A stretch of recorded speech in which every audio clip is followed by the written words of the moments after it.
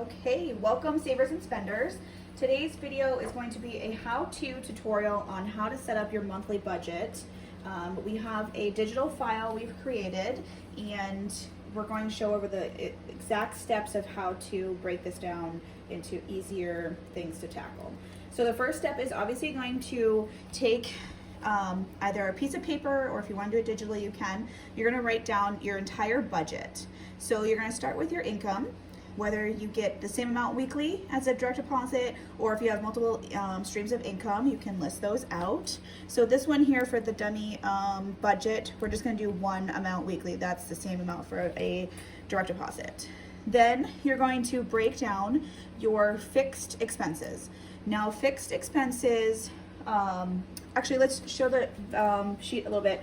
The worksheet is going to be broken down into these exact categories as well. So we've got income up here, and then it breaks it down to fixed expenses down here. And these fixed expenses are going to be your things that are done a month that are very set, like your car, rent or mortgage, phone, heat, electricity, internet, your subscriptions, things like that.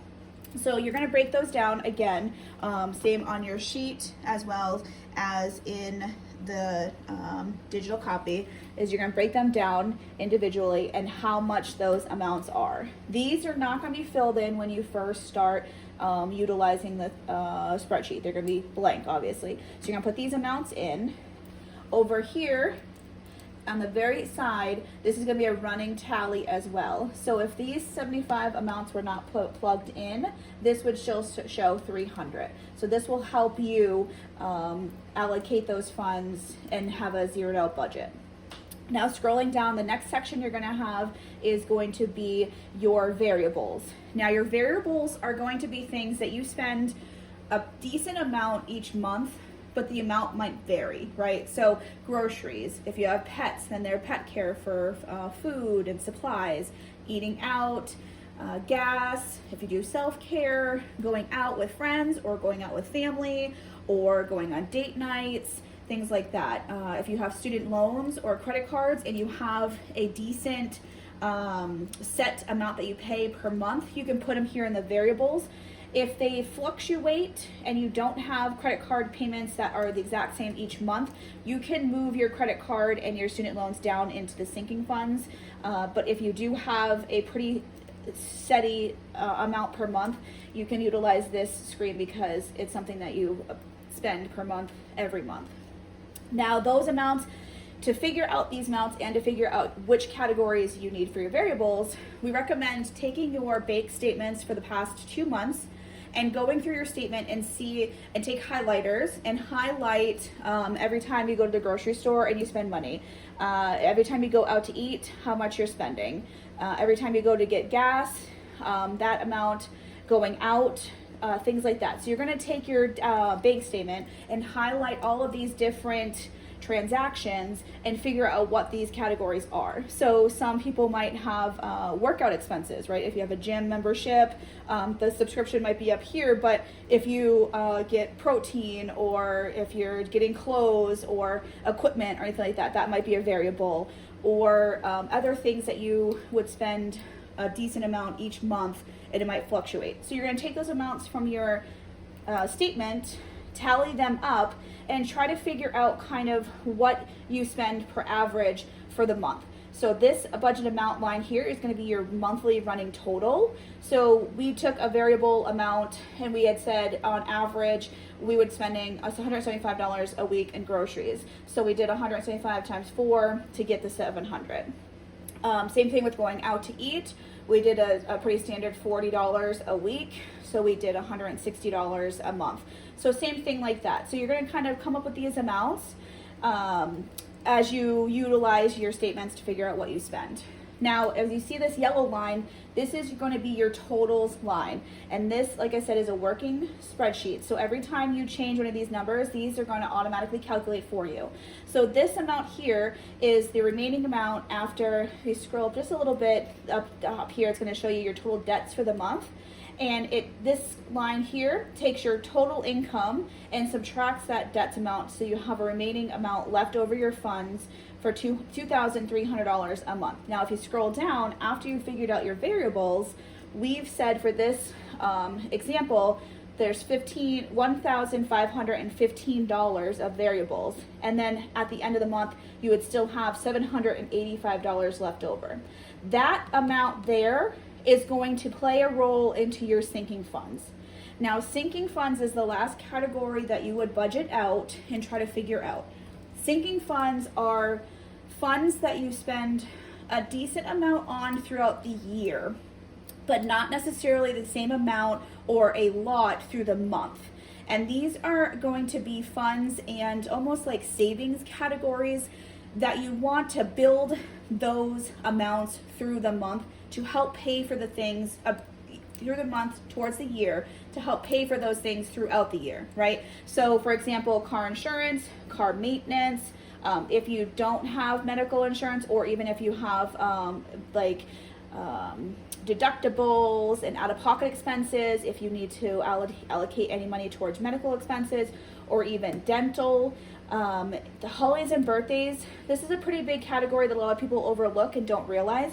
You definitely spend a decent amount each year in holidays and birthdays, through even if you have kids or no kids and you're buying birthdays for family members, or if you have kids and the kids are getting invited to birthday parties, things like that. That amount adds up over the year.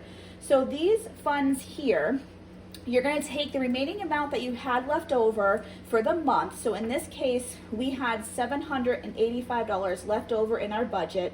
We're going to allocate these into our sinking funds, okay? So what I did was we left this blank here on this spreadsheet so that you can kind of see how we did that. In the previous spreadsheet that has all of the amounts, it has, if you touch the bottom, right there. Okay, now go down. It'll show we took that $785 and we broke it up into all of these categories, right? So all of these categories now will equal $785, okay? Now, for the most part, if you scroll back up tomorrow, the debts, go up one more. You can do your debts, your fixed income, fixed expenses.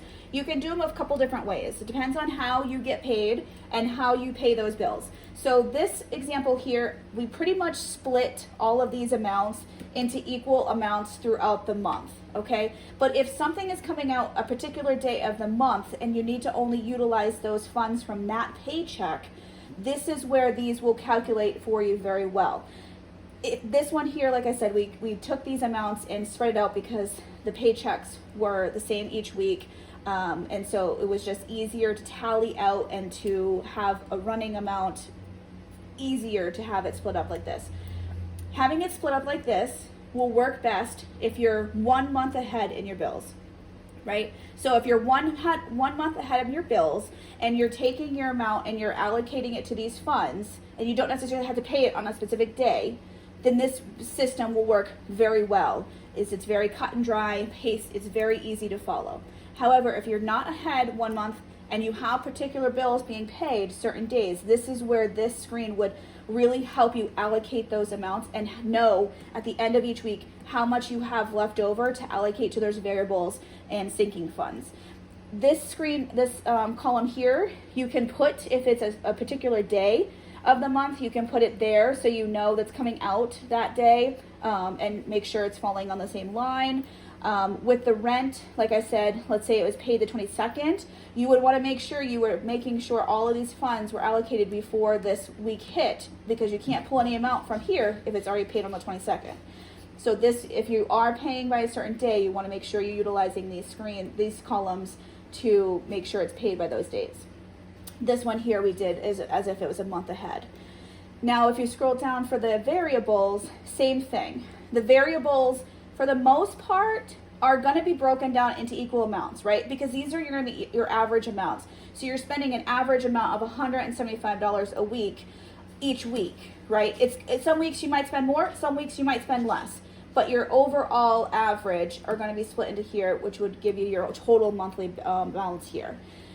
Now, these here are going to set you up to set up for your sinking funds. Now, if you scroll down for sinking funds, this is where you can really totally play around with your budgets and how much you have left over, right? So this is going to tally. Go back to the other one. Touch the screen. Yeah. Nope. No, hit the check mark at the top. There you go. And then, so this right here is going to show you have a remaining balance of $785 for your total sinking funds, but these right here are your weekly amounts that are left, right? So this week you have $195 left. This week you have $235. So when you're pulling all of these sinking funds, you can add more to this week because you have more left over than this week because you have less, right? So you're going to play around with these numbers, and on the very right hand side, once you've put the budget amount here, it'll show you how much you have left to budget on this side. So like I said, there's a total working worksheet for you. So once you put in on your amounts on your budget, that will show here, and once you pull and allocate to certain weeks, you'll still have a running tally here until it's 0. Okay? Now, at the very bottom, you'll see one additional section there, and that is for additional savings. So if you have other things throughout the year that you want to save for, if you have a specific vacation set up, or if you do more things throughout the summer and you want to budget through those, we have our monthly color challenge savings sheets as well. If you want to budget for those separately, you can utilize this section for your savings goals. And what I would do is I would figure these amounts on first before you figure out how much you want to allocate for your sinking funds, because once you plug these in, this remaining amount will deduct from here, which then you would have to utilize in your sinking funds, right? So you would want to make sure you allocate those first if those are your particular savings goals, and then the sinking funds you can kind of play around with. Now, if you have income that varies, right? So at the very top of the income amount, this one here only has one income per week, but these here, if you tell us you have 3 or 4 streams of income, we can add extra lines here so that these totals will still work, and you can have it in here. So this expected line, if you have more than one income, you can put expected of what you have, and then let's say your income does vary because you get commissions or you have bonuses or things like that. You can then turn around throughout the week, because this is a working spreadsheet. What is really great about this is each week you can come in here and update this, and it'll show you how much you've either overspent or how much you have left over at the end of the month from what you've actually spent that week, right? So if you have income that varies, you would change this amount, right? So you were expected to get $1,080, but because you got a bonus, this income for this week actually was $1,500, right? So then that would change your total income.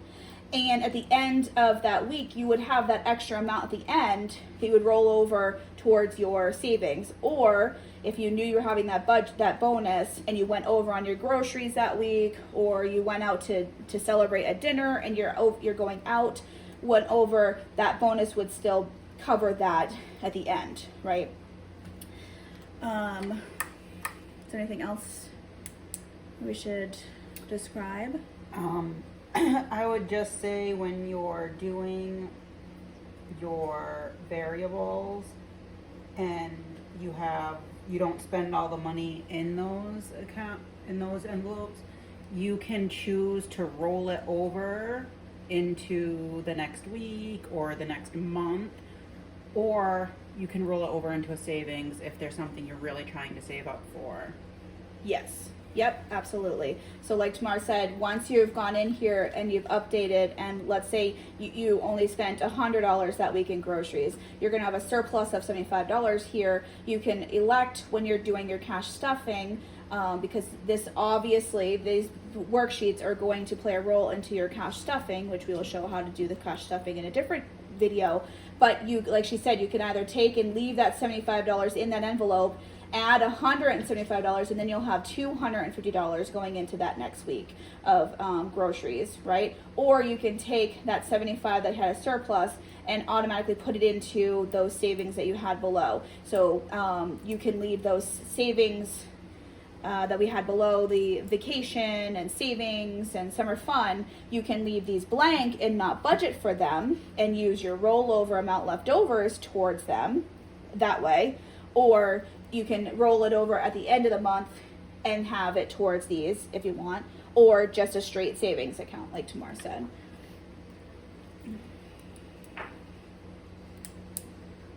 So this, like I said, this worksheet is a working worksheet. We have two different formats for it. This is the Google Drive, and then we have Excel sheets as well. And if you ever have run into any issues and you change something and it changes the formula, you can always reach out to us and say, what did I do? Help me fix it. We can help you fix it. And if you have any questions, feel free to reach out to us, but that's just a quick, easy tutorial on how to utilize this budget worksheet to set up your budget, monthly budget. All right. Well, thanks again, Savers and Spenders, and keep an eye out for all of our other videos we post for tutorials, and check out our other streams of social media. We're on TikTok, Facebook, Instagram, YouTube, all those fun streaming platforms. All right. Thank you.